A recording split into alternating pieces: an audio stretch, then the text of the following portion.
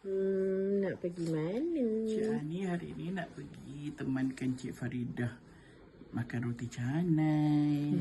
Dia dah rindu dah makan roti canai. Maklum dah lama tak pakai. Duk bekah tak jumpa roti canai. Nak teman dia.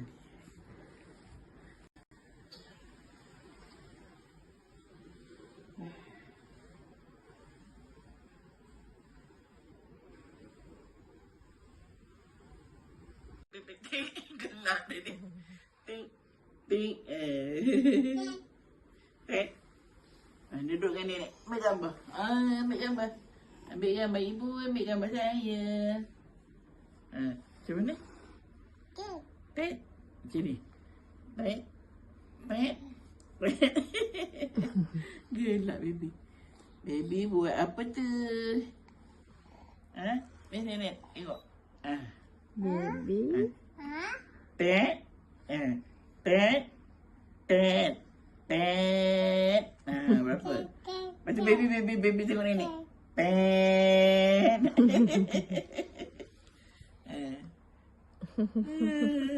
Nenek sihat. Baby yang macam demam sikit. Kan? Ya. Baby demam je. Dia. Nenek. Yang nenek.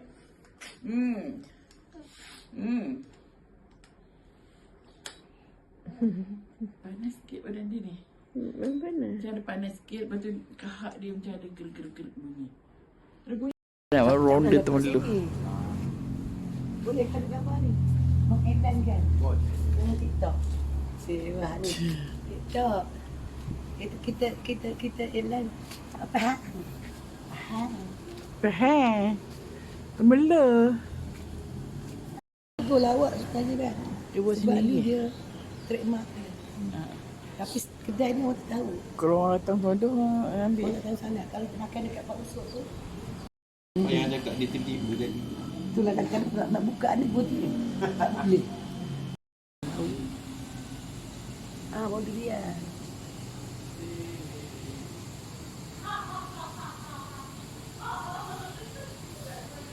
Dah. Bang. Sekejap. Sekejap. Duduk sikit.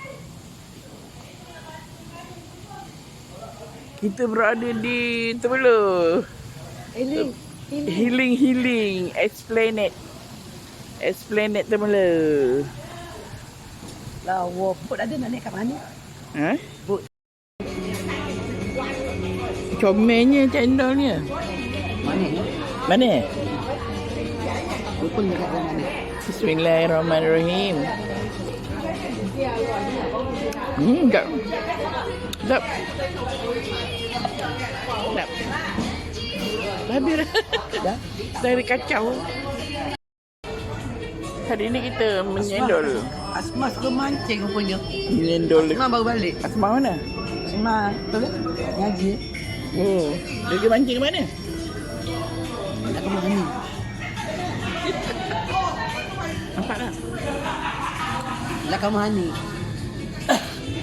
Ke mana tu ada ke? Sungai. Sungai.